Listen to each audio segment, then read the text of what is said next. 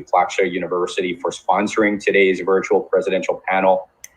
And it is really through this kind of leadership and generosity that IC3 is able to ensure that all of the resources through IC3 Live and all of the aspects of the movement remain openly accessible to every school worldwide. And just on a brief personal note, Plaksha has been a huge supporter of the mission to bring counseling in every school and has really gone above and beyond to lead. And on behalf of IC3, I just want to thank the entire Plaksha University family. And I'm inviting all attendees to contribute and get involved in this mission to support counseling in every school in any way that you can. And again, just a very, very warm welcome to everyone here. And I've been given the very distinct honor to introduce today's moderator, Mr. Vineet Gupta. And Vineet, I'm used to doing this on stage at the annual conference. So this is the first time, I think, in a virtual capacity, but no less of an honor for me to be here with you. And Mr. Vineet Gupta is founder and trustee at Ashoka University and Plaksha University. And before I share a little bit more formal details about Vineet's profile and background, I also just wanted to share on a personal note that Vineet has been such a huge supporter and dear friend of the IC3 movement from the very earliest days. And Vineet has played a key role in the establishment of the Institute, the IC3 Institute, and numerous other IC3 programs. So Vineet, from my heart to yours, a huge thank you. And now let me tell you a little bit about Vineet's background and profile and career. Mr. Gupta has played a key executive role as the founding Pro-Vice Chancellor of Ashoka University. He was part of the core team which conceptualized the university back in 2007 and continues to be part of the Board of Management and governing body, contributing, of course, in key decision-making processes. In addition to his Ashoka experience, Vineet is a stalwart of the Indian education sector and a first-generation entrepreneur with a career spanning more than 25 years. Vineet is also the education co-chair at PhD Chamber of Commerce and is a regular speaker at conferences, of course, as I think you all know, and seminars on education abroad. And again, Vineet, a very, very warm welcome and a thank you to you. Let me turn it over to you to introduce the panel. I'm very excited for the discussion today. Well, thank you, Jim, for that very generous introduction. And I do want to start by saying that IC3 movement has been extremely close to my heart, and it's been a privilege to see the movement grow. I've been a part of it since the beginning, working with you, Jim, and of course, working with Dinesh. And it's just wonderful to be at the IC3 panel. And I'm looking forward to this conversation too. We have some outstanding speakers. Thank you, Jim. Well, let me get the ball rolling by introducing our speakers. I'll first go with CP Gurnani, whom we very fondly call CP. CP is the CEO and MD of Tech Mahindra. He's also a founder and trustee of Plaksha University. Plaksha, as you know, is a collective philanthropy effort, and 60 plus technology entrepreneurs, business leaders have come together to build Plaksha. CP currently serves as the MD and CEO of Tech Mahindra. He's an accomplished business leader with 35 years of leadership experience. He's had a career in the IT industry, but most famously, he led Tech Mahindra's transformation journey and one of the biggest turnarounds of Indian corporate history, the acquisition and merger of Satyam. He also served as a chair of NASSCOM. And more than that, he's always been there for Plaksha events, leading our conversations with government, and is a big thinker in the field of technology. So CP, warm welcome. And may I also request you to put on your camera. Thank you, Vineet. And it's a pleasure being here today. Looking forward to the conversations. It's always fun to be with you guys.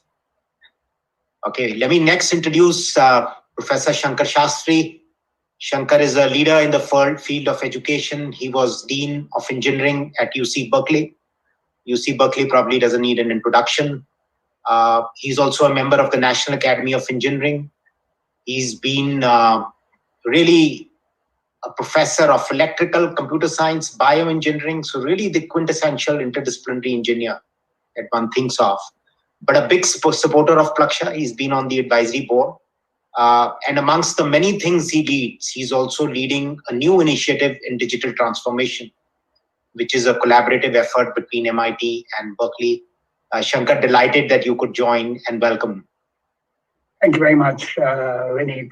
And of course, Plaksha is indeed very close to my heart. It's a unique experiment, of course, for you folks. It's the second rodeo, so to speak, after Shankar. So it's a great pleasure to be involved in this wonderful new effort. And I should say, it is really a treat. I think Vineet and I are actually in adjoining rooms here in Bangalore. So I have not yet met him in person, but anyway. Yeah. Well, looking forward to that, Shankar, maybe after the event. Let me call upon our third speaker, Dr. Arvind Raman. Arvind is the Senior Executive Dean of Engineering and Faculty at Purdue University. Purdue, as all of you know, is a top 10 engineering school in the United States and a leader in engineering education globally. Arvind has a bachelor's degree from IIT Delhi. He has a PhD from UC Berkeley. And I would think that Arvind is perhaps one of the great thinkers in the field of technology education. Amongst other things, Purdue also has a research center for study of what should happen next in the field of engineering education, and Arvind has been deeply involved with that. Arvind also is on the advisory board of Plaksha. Arvind and I also go back 29 years now, so it's a real special treat and honor to have Arvind join this panel. Welcome, Arvind. Hi, Vineet. Very happy to add some time zone diversity to the panel. I'm about 10 and a half hours behind all of you, but really looking forward to this conversation today. Thank you. Well, thank you everyone for joining in, and we'll get going. You know, I mean, I should say that the topic for today's conversation is extremely broad, and we could chat about this for the next 2 days and still not get done. How does one chat about inventing the future? So let me begin, and maybe Shankar, I'll ask you to go first. When you think about inventing the future, what comes to your mind? So thank you very much, Vineet. You know, this notion of inventing the future is really upon us. And, you know, it used to be that in the old days, you know, people had a science education, then they had some applied version of it, a technology education, and then they left it to a management education or a management of technology education to really convert these elements into instruments of commerce and instruments that we used in our society. And then we actually relied on social scientists to assess what happened, what went well. Was social media a good idea, or did social cause troubles for our democracy? And, you know, so I think that today we are at an inflection point. Technology education and engineering education needs to combine all of these. It needs to combine the sense of designing technological innovations with a view to really having them built in, you know, the kinds of devices, the kinds of services that we think are compatible with our values, our ethical values, our social values, and also to be able to have business practices that are ones which are on the one hand remunerative, but on the other hand are also have elements of social justice in them. So I feel that this experiment we are embarking on, Plaksha, is nothing short of really combining elements of entrepreneurship, design, technology, and in fact also social sciences, ethics, privacy into an undergraduate education. I think, the great universities of tomorrow may or may not be like the great universities of today. I've taught at MIT, I've taught at Harvard, I've taught at Berkeley for 30 years. These are all wonderful institutions. Purdue is a wonderful institution. Arvind will, I hope, I am happy to plug Purdue, even if Arvind is more modest. But, I think that is a greenfield opportunity here in India. I don't know that we need to model our universities, Plaksha, in a way that aspires to become like those. And in fact, I'm very pleased to say that the trustees, and led by Vineet, have really taken this to heart and have really tried to push the envelope in a new kind of technology education. They did that already in Ashoka. There was a new kind of social sciences education. So I feel that this education will be a new kind of education. Let me comment a little bit about one element of this, which is especially close to my heart. It's called digital transformation. So what is digital transformation? It's at the intersection of the Internet of Things, AI, machine learning, cloud computing, and new services. It's about Ola and Uber. It's about how we are rethinking energy consumption. It's how we are rethinking the delivery of medical treatment, health treatments. And I think that it is not, the pandemic has been terrible. Don't get me wrong. But, one thing that the pandemic has caused is to really accelerate how we digitally transform as a society. Education is digitally transformed. The fact that we are here on this Zoom webinar, this is really unthinkable a year ago. I think that, Satya Nadella, the CEO of Microsoft, in his June Microsoft shareholders meeting, he said, we got 2 years worth of digital transformation done in the last 2 months. So the future will be upon us sooner than we think. It is certainly in IT, but also in other technologies, biotechnologies. My colleague this year won the Nobel Prize this year, Jennifer Doudna, and it is for the invention of genetic engineering. So genetic engineering is the way of actually taking genes, cutting and snipping them and reforming them. Of course, there are ethical dilemmas. There are notions of what you mean by life, what you mean by agriculture, what you mean by how you treat healthcare.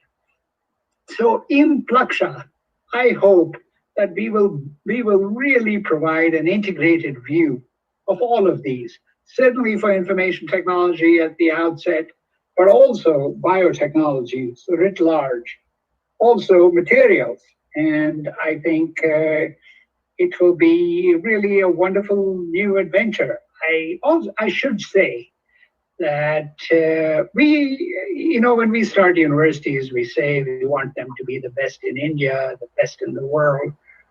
Here, I think our aspiration, and I think the trustees really drove this, is to really set the standard for how technology and engineering education should be, not how it will be the leader worldwide. And so that is nothing short of our aspirations here. And we welcome all of you to join us in this adventure. So Vineet, I spoke too long, so I apologize, and I will stop.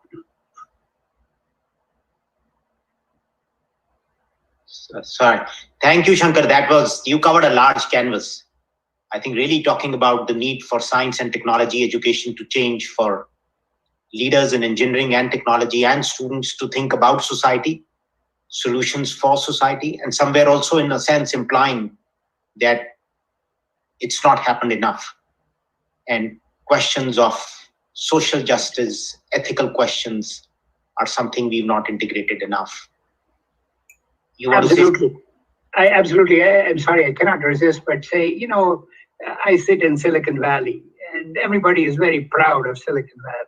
But, objectively, I don't think Silicon Valley has addressed societal issues in a wide variety of regions. And so I think it really is upon us to do better. Right.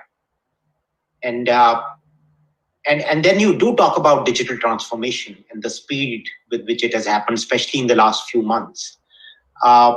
And I think you've covered this broad canvas on what the future of engineering and technology education could be or should be. So I'm going to change gears and go to the other side. I'm going to go to CP now. CP, you're a leader in industry. You are in some sense also, employing graduates as they come out of engineering institutions. As leading a technology company, you're also working with clients globally, helping them reinvent the future, helping them reinvent technologies.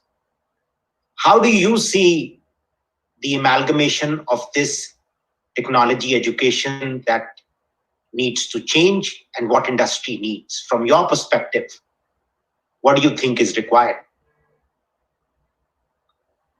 We need, when some of us got together to dream about Laksha University, I think it's important that we all remember what we wanted to achieve and why we all got together.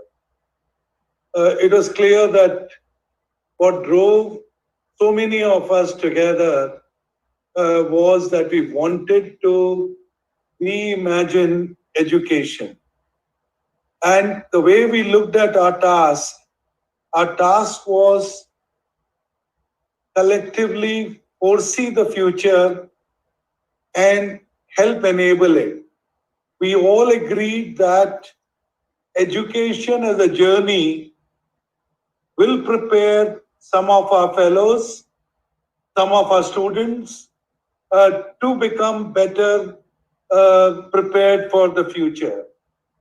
And, if I had to quote somebody, I'm going to quote Steve Jobs, who said, you can't connect the dots looking forward. You can only connect them looking backwards. So you have to trust that dots will somehow connect in your future. You have to trust in something. Your gut, destiny, life, karma, whatever. And Steve Jobs says, this has never let him down. So again, to repeat, what are the dots that we all connected when we worked together? We connected our practical experiences, people like you who built wonderful organizations by just dreaming about them. People like Neeraj, who ended up being the youngest chairman of Asia and God knows how many other countries. And what was their experience which connected the dots? That every time they hired people, there was a gap. They were either right-brained or they were left-brained. And you wanted a more versatile personality, people who have had better exposure in getting ready to deal with future. So I think, Shankar and Arvind will help us achieve that dream. But the reality is all of us have got together to enable that future. And I am so happy because it means, some of the biggest industry practitioners, some of the leading educational practitioners, some of the largest educators in the world all get together to add value to that student and collectively put together, they are Laksha. So as long as we remember that we were together to reimagine education and create better citizens and better, students or fellows, I think we will continue to evolve. Thanks, CP. If I may also sort of push you a little bit, I mean, you employ maybe more than a couple of lakh people. And if you had a wish list on the qualities you were looking at from somebody you wanted to employ now, what are the first 4 or 5 words that come to your mind? Attitude, aptitude, hard work, lateral thinking, critical thinking. Because to me, Shankar spoke about digital transformation. The fundamental word transformation tells you that you cannot transform unless you are willing to work hard, unless you are willing to go through a pain, unless you have the right attitude and aptitude. The second part being digital, a lot of people forget we are trying to be being digital because there are processes which can be done better. There is data which is residing somewhere which can be used a lot better. That people forget that our 90% focus goes into the compute or the programming, but there is no compute or programming unless there is intelligence behind it. So if I were to again repeat what I am looking for is a person who can step out and not become one more order taker, one more programmer. I'm looking for people who can improve, or frankly, if I can get a few game changers, I'm looking for those game changers.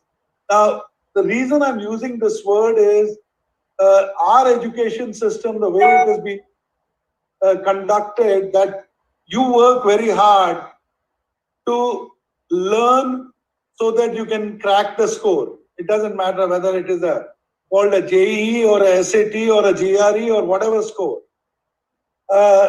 We never actually focused on making a person into a leader. Similarly, most of the engineering schools, they're very happy that half the time my student is playing video games, but other half the time, in Delhi, where I live, it is difficult to get into a sports college, but it is easier to get into an engineering school.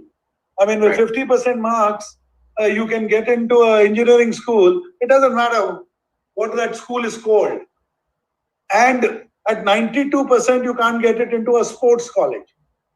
Right. Now, that only tells you that the system is designed only for getting a qualification. It is not designed to make you a better leader or a better programmer or a better executive when you come into the real world.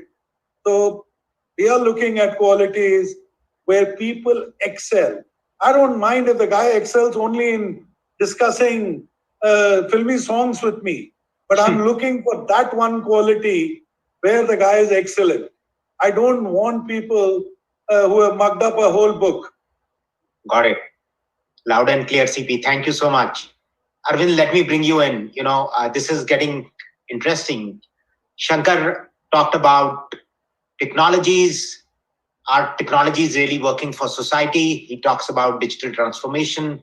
He talks about a new form of education that should have entrepreneurship and design. CP says, yes, technology is important, but he used some 3 very powerful words, if I may repeat: game changer, leader, thinker, and somewhere saying, look, the technical ability is important, but what about attitude? And all of his, he kept on sort of uses different words to emphasize the same point. The whole aspect of attitude, leadership, critical thinking, lateral thinking is so important for success in life. And you've been a leading researcher, you were senior associate dean. How are colleges dealing with this aspect, dealing with the whole attitude aspect? And you will feel free to comment on other things too, but I do want to bring in especially this element. Thanks, Vineet. So when we think of the different stages of an educational experience, what ultimate outcomes are, sometimes we kind of bucket it into what's called knowledge. Then you get a higher level of skills. Then you get a higher level of attitude. And then you get a highest level of behavior, right?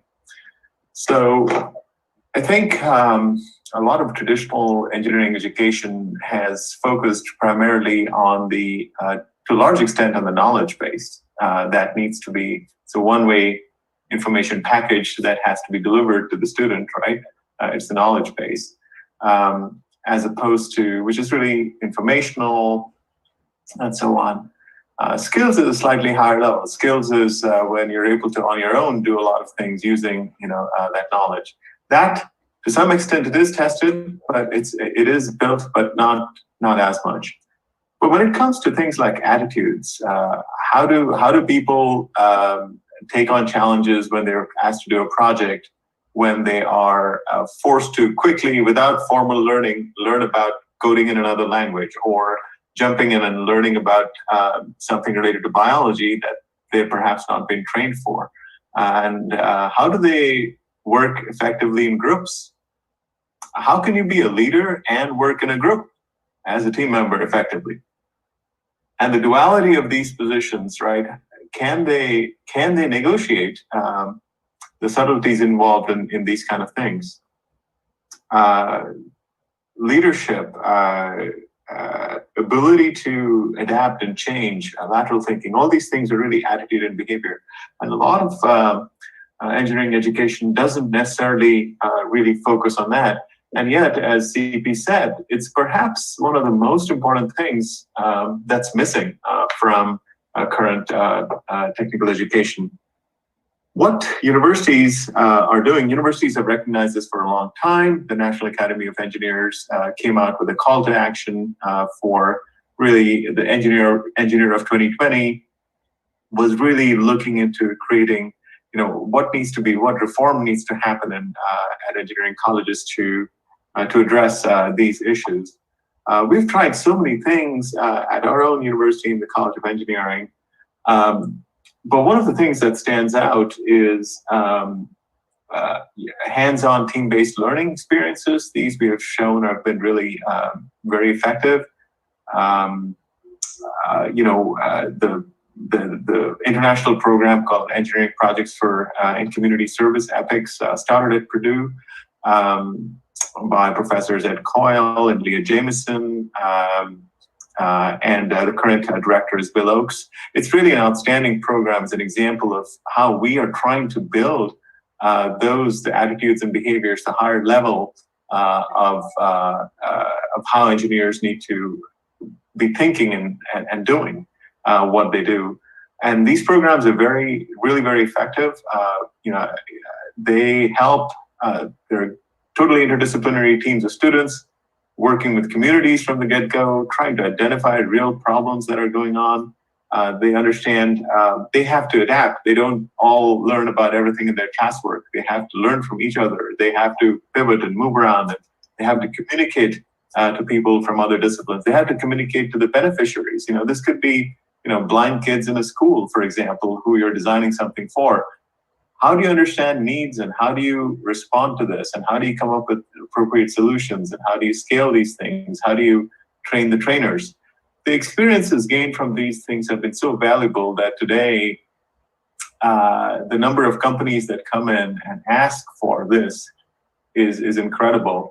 And so EPIC students, for example, are highly valued by industry because precisely their experience has forged these attitudes and behaviors through project-based, real-life-based experiences in engineering and technology. So that's how one example of how we're trying to deal with it. There's many, and many other institutions were trying to do this, but this is one concrete example of what's been succeeding here. Over. Right. So really bring in the whole element of experiential project-based learning.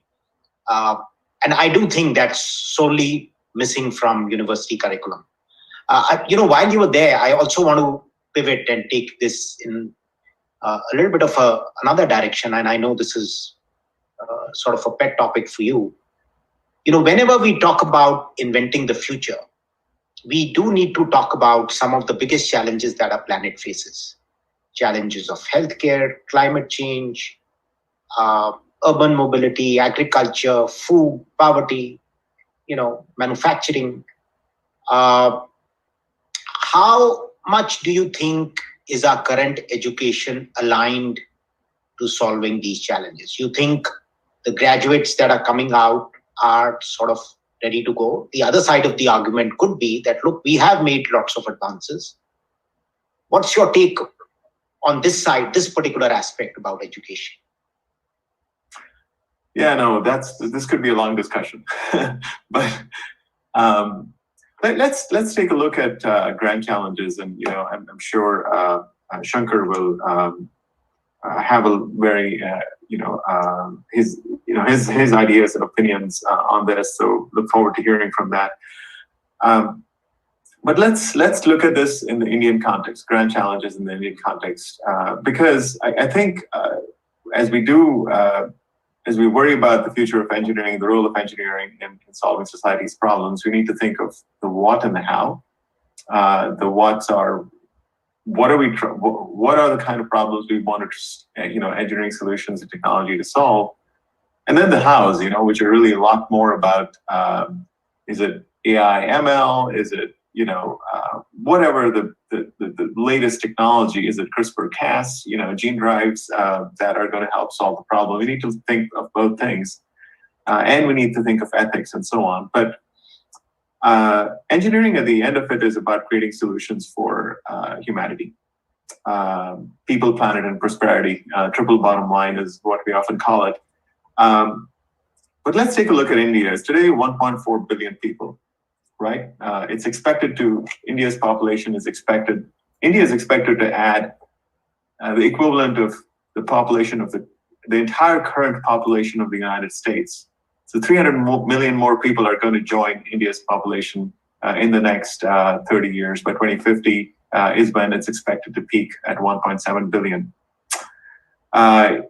Now, in the face of that, the questions really, facing India and South Asia in general are compelling. It is not going to be an aging population. It'll be roughly a young to middle-aged population when India hits 1.7 billion people. How are we going to ensure that water supply is available for all these people? It's already a struggle. Today, 20 plus major Indian cities are already at severe depletion of their groundwater levels. The aquifers are really being used up, including actually Mohali in that region, right? In the Punjab, for example. River pollution, and really just 20% of India's solid waste is actually treated and processed. When you look at these things, the challenges faced today, on top of it adding 300 more million people, you can imagine the system already at breaking point is going to face a lot more challenges. How are 1.7 billion people going to be fed? How are they going to be fed sustainably based on sustainable agriculture? What about nutrition? How do we think about sustainable production of nutritious food, sustainable waste treatment? How do we think about reduction of atmospheric pollution, greenhouse gases? And how do we think about the disease burden in India? Cardiovascular disease, chronic respiratory diseases, diabetes, hypertension, cancers, mental health.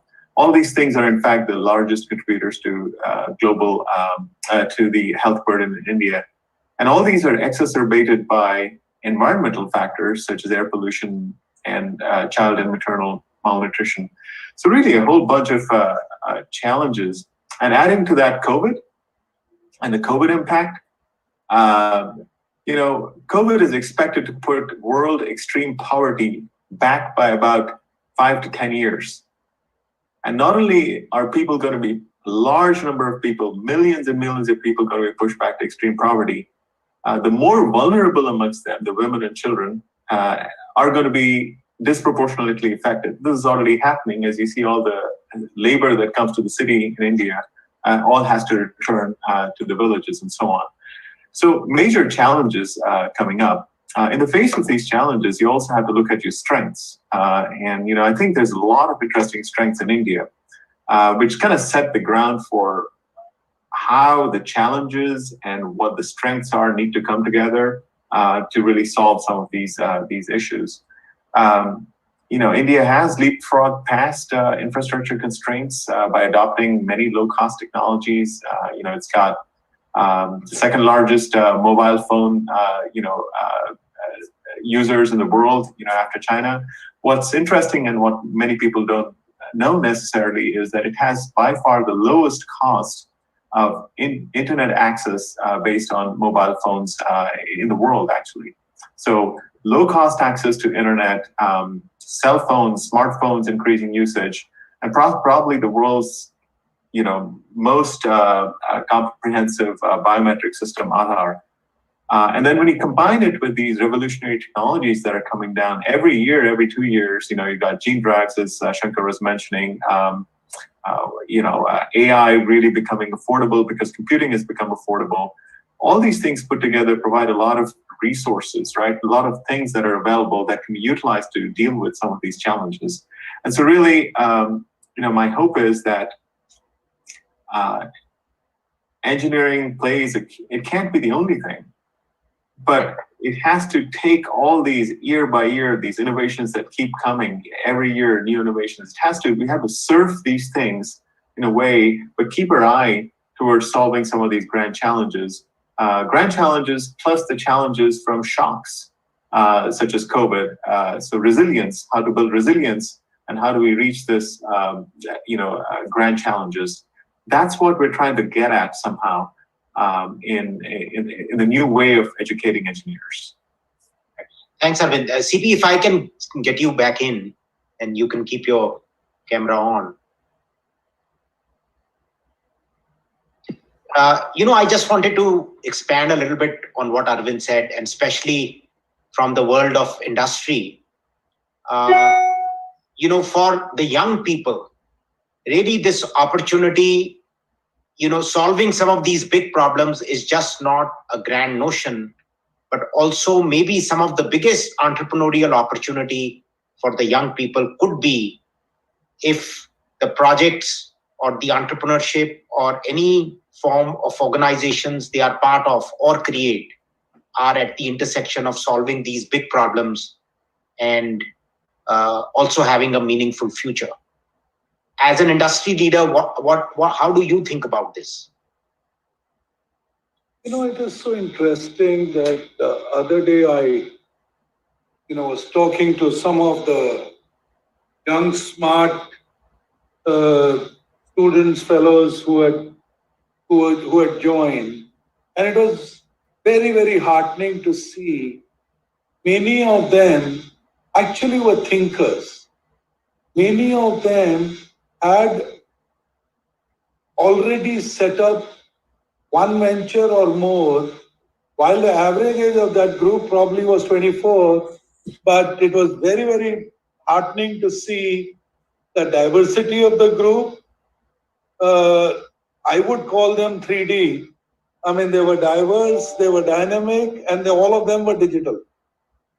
So I think where we are, I think some of us as leaders have to paint a vision where they can participate and excel. So, for example, if you and I sit back, Vineet, we start looking at the future. What do we look into the future? The gap between the haves and have-nots will continue to increase. That while we are talking about connectivity, on one end, the morning newspaper will talk about Nokia delivering something for $14 million on the moon. I'm still trying to wonder, they don't deliver anything for 14 million in India. What will they deliver for 14 million on the moon? But nevertheless, the point is very simple. That on one end, you are talking about moon, you talk to Elon Musk, he's talking about, again, space technologies. So at the same time, you and I are conscious that there are villages where we have not been able to provide electricity. And most of us as thinkers know that if a solar panel can create electricity on my rooftop, why it cannot create electricity on somebody else's rooftop? I mean, if the same India where an STD phone or a public PCO was outsourced, I mean, we had people running those PCOs. We didn't do it like the US, where the coins were being collected by some truck in the morning and in the night. Right. My point is that we know the challenge is inclusiveness. We know the last mile connectivity is still an issue, whether it is electricity, water, or whatever. Number third, we know, at least during this pandemic, that a smartphone can solve a lot of issues. Now, that also means is that we have to bring the smartphone prices to whatever, less than $100. Who was that? One of those thinkers about 15 years ago, I'm forgetting the name, who decided to give a laptop to every African kid for less than $100. My point, that is why I gave that quote of Steve Jobs, connect the dots from the past. And I think we are in a very, very happy situation because we have some of the finest minds. Our job is to ignite those minds. Our job is to help them connect the dots. And I think as long as we continue to paint not only the possibilities, but also look at, what if this does not happen? Right. So again, the art of education is opening up the minds or igniting the minds. And that's what is our journey. Right. Thanks, CP. Thank you. Shankar, if I can get you back on, and Arvind, Shankar, CP, you can keep your cameras on, really, totally up to you. So this education, which is grand challenge focus, right? An opportunity which is at the intersection of cutting edge technologies, but also solving some of the biggest challenges of the planet. And you've been Dean of Engineering at Berkeley, I'm sure. How do you think one can craft these programs? And what is your advice to students as they are looking for a career in technology? Let me circle back to what CP said. CP said, I want people working for my companies who are leaders. I want people who are able to think critically. What is critical thought? It is the ability to be able to synthesize a lot of what you learn into meaningful solutions. And as Arvind says, the hallmark of engineering is problem solving of complex societal problems with many, many different criteria that are involved in this. So I think if there was something to be said to fault current engineering education, is that it is probably not adequately synthetic. Certainly, as Arvind points out, a project-based education, an education where you have an experiential education, I think remedies part of it.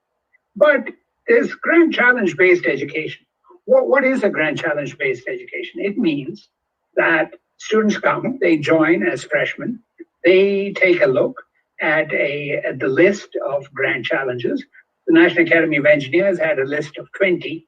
That doesn't have to be the only list. We can make up one at Plaksha, and then they adopt one or two of these. And then throughout their education, they start thinking about what they can do. Currently in engineering education, you do this only as a capstone. But what we think could be done is to start doing it early, to start doing it as a cornerstone, keystone, and then a capstone. So there are multiple places where you synthesize information. And one thing that Arvind said is group thinking, to be able to work in groups. It is really, you do not have to be a soloist to be a leader. Unfortunately, too much of the message in academia has been about excellence as a soloist, not enough about how you work together, how you engage in give and take with other people, how you provide incentives for people to work with you. And so I think that so a grand challenge education produces all of these. In this education literature, people talk about a T-shaped education. The leg of the T, the middle of the T is the depth curriculum. The top of the T is the breadth curriculum. Okay, so this analogy has some drawbacks to it. It's not everything. But nonetheless, I think the fault of a lot of traditional engineering education is that the vertical is too strong, whereas the horizontal, which has elements of entrepreneurship, social science, design, even this ethnography. Ethnography means the ability for groups to work together, to choose teams that work together. That, I think, will be part of what we can do at Raksha. And I think having these grand challenges and having multiple little projects, when you build a building, you start with a cornerstone, then you build a keystone, and then you do the capstone. So I think that in the education too, we need to emulate this kind of an architecture of providing multiple via points for students while they solve these problems. I think the problems of India are profound. The problems of the world are profound. But I think I have great faith in our young people. It is true that they're distracted by games.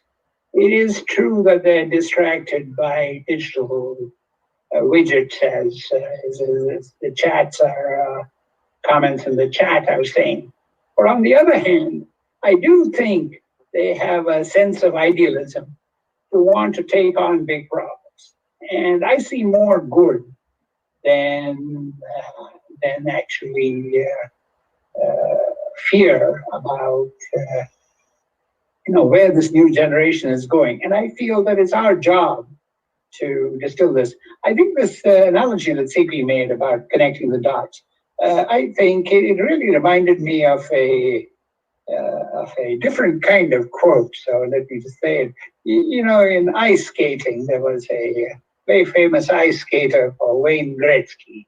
And he always attributed his success to saying, I don't skate to the puck, but I skate to where I think the puck will be.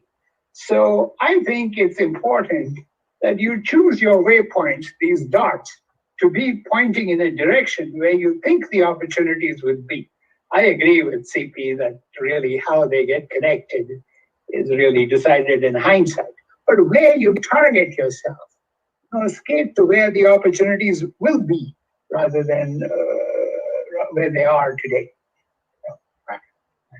Well, go ahead. Just a quick question for Shankar and Arvind. From my perspective, as I'm trying to crystallize my thoughts, when I look back at my life, most of my learning happened either as a project-based learning. I was a bad student inside the classroom. But on the project-based learning, or number two, my learning happened when I was on the field. What would be the society of today, which is more in front of a virtual, which is more virtual in today's environment? How will that project-based learning or field-based learning, or where I learned from is the mentorship. Mentorship of a youngster by reverse mentor or an elder mentoring me. How do you visualize the role of mentoring, projects, and field? That's a great question, CP. I think the world wants to ask that. I don't know who wants to go first, Arvind or Shankar. Either one is good. Arvind, do you want to go first? Go ahead, Shankar, since you are unmuted. I think, CP, you really asked the $64,000 question, they call it. I think, again, I think the fault of the current educational system, which perhaps you were responding to, I think it is excessively, it is, they call it a sage on the stage. The guru is in the stage on the highlight, and the guru has all the wisdom. On the other hand, I think that having a coach on the sidelines which actually encourages peer learning. It also encourages you to learn from each other.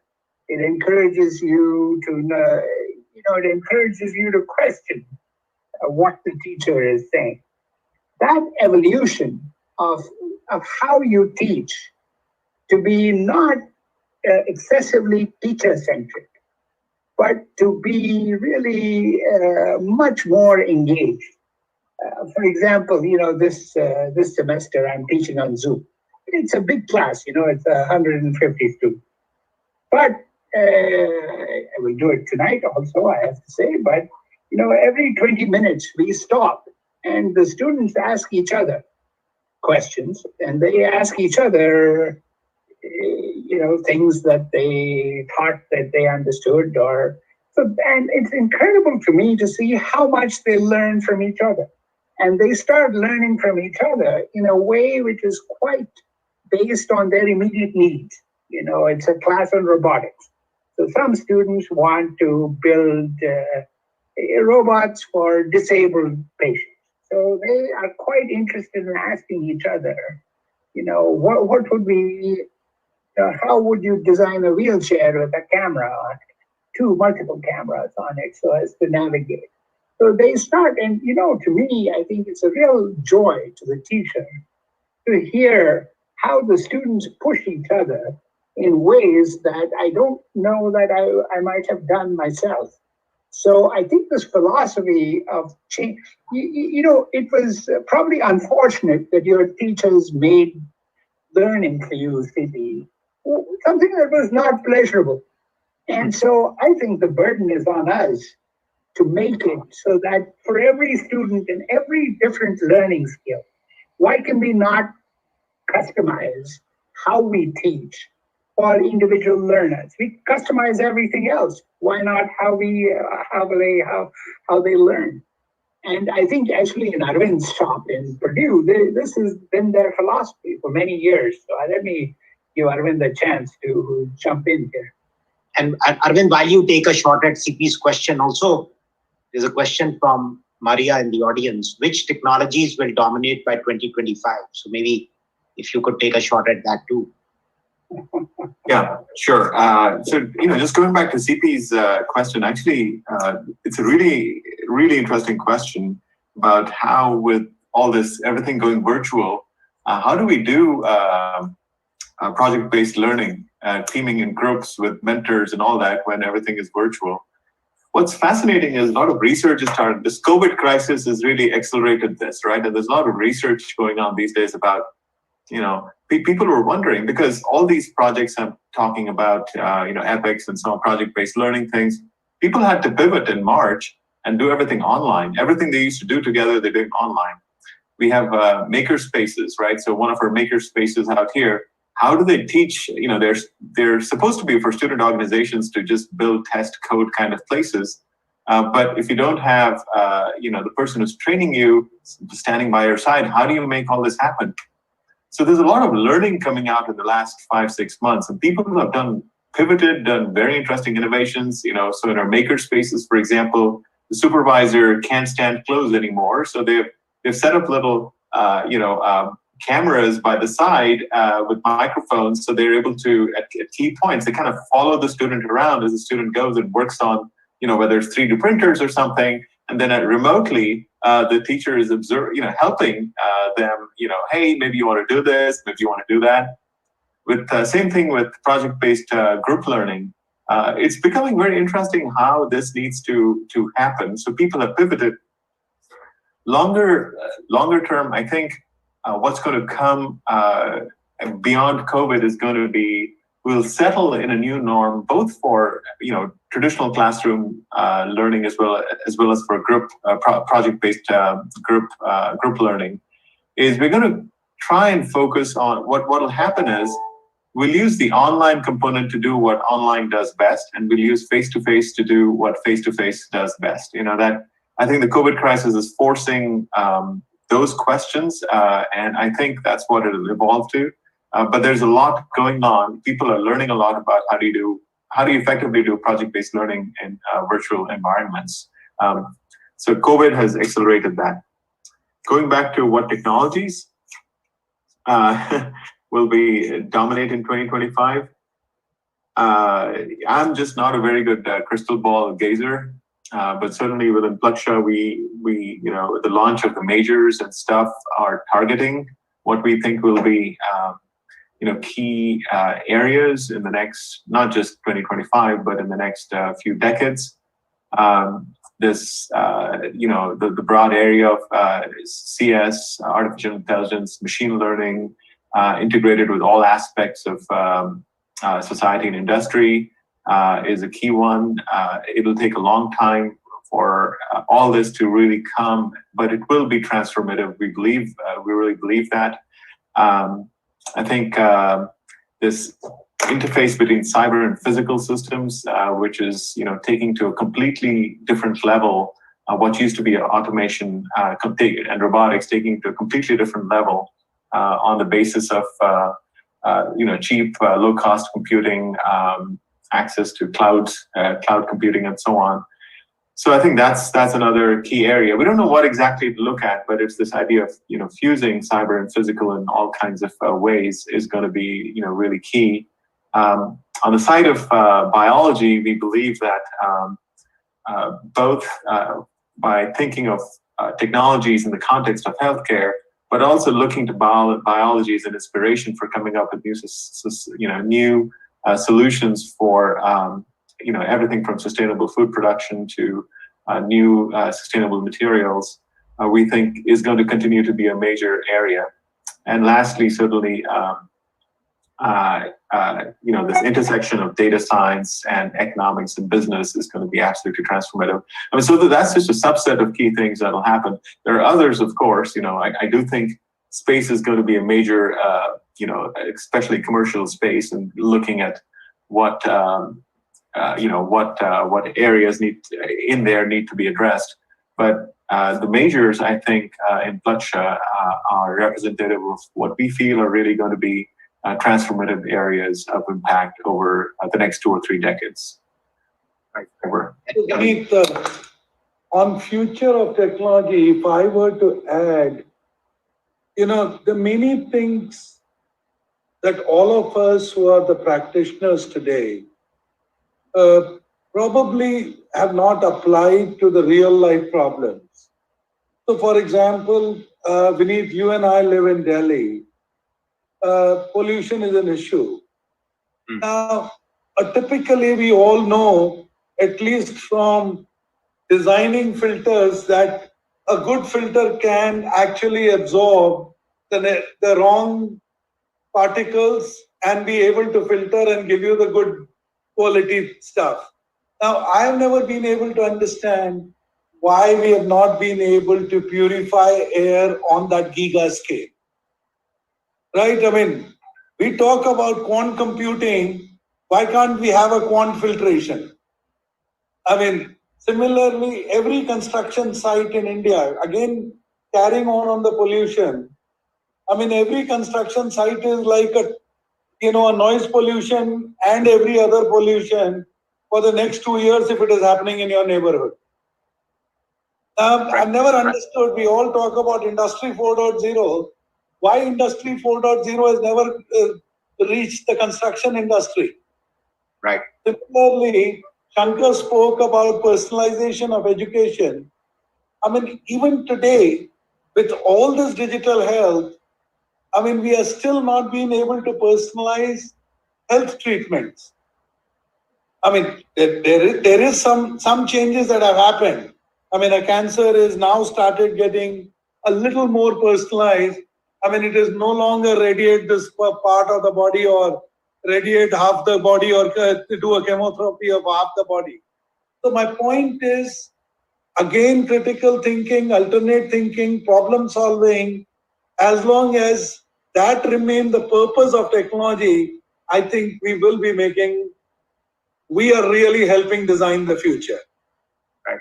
No, and I mean, that's great. And in some sense, the conversation starts coming back. I mean, what technologies, while technologies in itself are important, but what technologies are we developing for everyday problems around us, for society, for people? I think it started with that and sort of comes back to that. Another question. Vineet, let me just jump in. So I think, a wonderful question. I think Arvind gave us some wonderful examples of the glamour technologies and the glamour technologies to come. And I could add to this. I think, on the other hand, what CP said and what Vineet is saying now is I think we need to prepare students for a world where there are all kinds of glamour technologies, but the needs of the world, CP rolled out a few. Why don't we have better robotic construction? Why don't we have prefab? Why don't we have better use of prefab? Why don't we have, environmental science? Why don't we have better environmental solutions? And in spite of the fact that we have genetic engineering, we have nanomaterials, metamaterials, these are glamour technologies. Genetic engineering, the glamour technology, AI, machine learning, neuroscience, cognitive science, they're all going to be great. But then to synthesize them into solutions, CP is absolutely right to feel impatient about what has it done for me? And the pace, in that sense, the pace of the change, even with the galloping pace of these glamour technologies, has been slow. And we really owe it to everybody to accelerate this. And that really is, I think, the function of this of a Plaksha education. Thank you. That's wonderfully articulated, Shankar. Arvind, let me ask you this question, which has come from James. In our education system, most valuable hours are spent inside the classroom. But for project-based education, students need time and other support. Are our colleges ready to do this first? And also, in any stream or semester, students are required to take 5 subjects. Is that fair? If not, why can't we reduce, right? So pretty much coming back, how much do we fit in and how do we bring in project-based learning? Are our colleges ready? Great question, I think. Yeah, no, I think, and again, the challenge that many of our institutions, have faced and, have dealt with. It takes time to do. At least, when we in established institutions have tried to do this, it's taken effort to do this.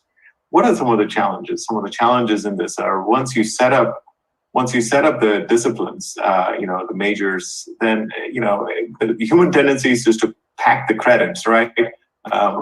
If you ask a mechanical engineering professor how many credits what subjects students should learn, they will want to pack in more and more credits, not less and less. That is the natural inclination of things. So really, with this realization, if you have a greenfield institution and start from scratch, where very clearly when you look at learning outcomes towards a certain major, and you can integrate learning outcomes through project-based learning and articulate them to meet the learning outcomes of what every major does. If you build it from the scratch, then the DNA is set to really have the learning-based outcomes then feed into the outcomes that the majors need. All too often people end up focusing a lot more on content. Are you doing partial differential equations? Are you doing this, very specific things? Whereas a lot of project-based learning hits at broader goals, synthesis as Shankar was saying, design and so on. And those are also required outcomes, learning outcomes of the majors. So really the trick is it becomes hard to do when you first create these silos of disciplines. It's hard to then weave these things in. But if you have a chance to do it from scratch, then it's much easier to do. So let me ask you another question. You've been to IIT Delhi, which clearly is a premier Indian Engineering Institution. And maybe you're also familiar with curriculum in Indian engineering institutions. If you had to redesign any degree, how much of the curriculum would you cut out? What percentage? Arvind, maybe back to you. Yeah, I think back in the IITs, there was always, you had these electives that you'd be taking, and you'd be allowed a certain number of electives. So that was a way to allow students to explore things, whether Vineet, your favorite was political science, mine was science and humanism. These are classes that you look back and we remember these were the most influential classes, not the other ones that we took.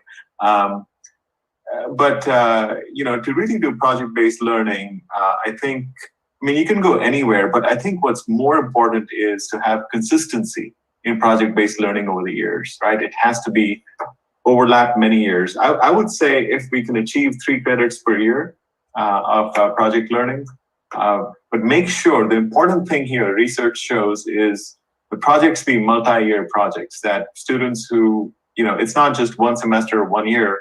The real research shows that student engagement and learning really, really increases non-proportionally when you do it over multiple years. So I think flexibility can be there. Is it 2 credits, 3 credits? You can move, but the important thing is to have consistency over the 4 years. That's what research seems to show. Over. Okay.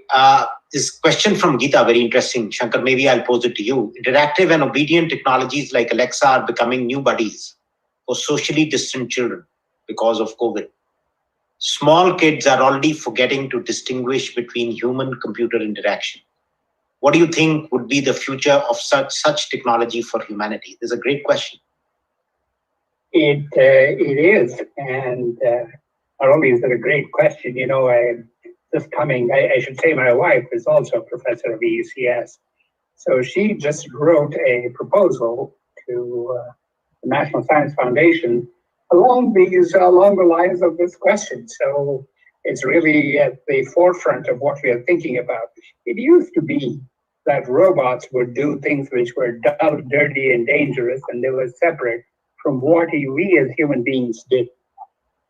Nowadays, though, we are working really with robots, software robots, hardware robots, on similar tasks.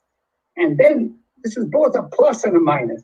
It's a plus because these augmented realities, virtual realities are easy to blend in. And children are just incredibly able to, as part of their learning, to be able to synthesize virtual realities and augmented realities into their learning.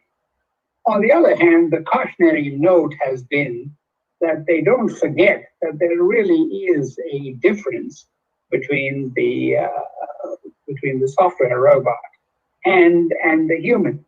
And the question of how you build in humanistic values and a sense of separation between these is very much a engaging problem.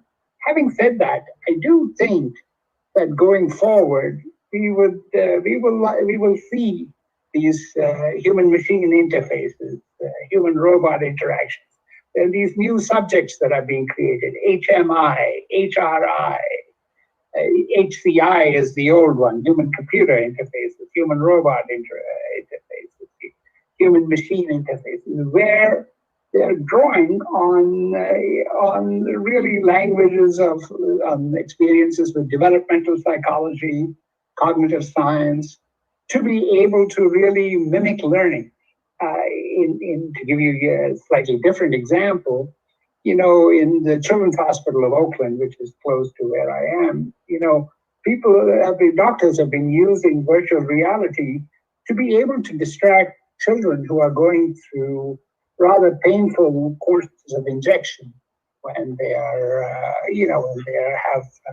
when they are needed clinically. And this has proved to be a gigantic success. It's proved to be a gigantic success also for helping with nutrition and exercise. So the questions are how you maximize the benefits of these augmented reality. And Alexa, of course, is the tip of the iceberg in that regard. Having said that, of course, there are privacy concerns. There are questions about what the information is. As you know, with Alexa, There's been concerns about Alexa overhearing family conversations and all of that. So I do think we have our work cut out for us for really integrating them into our society going forward. But I think on the whole, the benefits would outweigh all the concerns that I've spelled out. And that's again, Shankar, very well articulated. And I think, and sort of again re-emphasizes the point how social sciences need to integrate to be able to understand these issues better.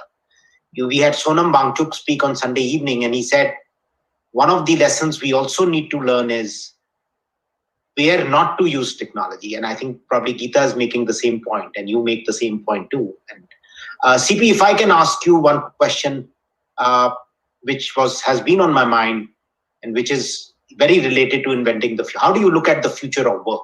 You think, and let me keep it broad, let me not put ideas into your mind. How do you, with 2 lakh plus people working for you, how do you think that will change? I don't want to give any standard answer, Vineet. For me, like I'm watching this IPL matches almost every evening before going to bed. And I look at those players and I say, what has changed over the years? And how come the depth of the Indian playing 11? I grew up in Rajasthan. For many of you would remember that Farooq engineer was not able to bend, but he was a wicketkeeper. Salim Durrani, if he hit 2 sixes in a 20 overs, he was considered as a national hero.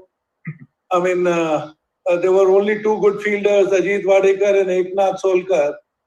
And from there, now you see the players who are so versatile, who are so fit, and they are almost being able to rotate themselves in many positions across the field. There are some super specialists, but more often than not, there is no Bishan Singh Bedi or a Prasanna, which meant they will only get 0 in scoring. So to me, future of work is what is happening on an IPL. The formats of the game may change, the formats of the work may change. It may be digital, it may be virtual, it may be work from home or whatever. But what really matters is your level of fitness, your adaptability, and your capability to play one's kind of a sport today and play a different kind of a sport tomorrow. So I think as long as we remember that part, I think the future belongs to us or to the young students who are going to come out of the colleges. Very well said, CP. We can only work on ourselves and not speculate too much. I think that's very, very well said. I think wonderful conversation. We are towards the end. I really, really want to thank you. We take away some big lessons. Technology for society, engineers for human beings, engineers to make this world a better place. Technology people who can be leaders, who can be game changers. I like that term that CP used.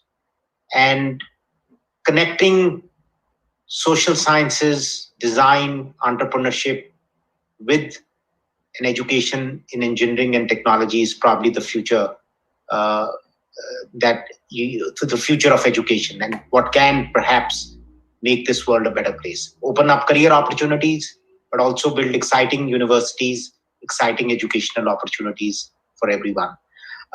Thank you, CP. Thanks, Shankar. And thank you, Arvind, for this wonderful conversation. I know you've taken out time from your very, very busy schedules. So I appreciate it deeply. Thank you. Thank you, guys. And thank you, Arvind, Shankar, Vineet, and everybody who has flocked to make Vineet successful.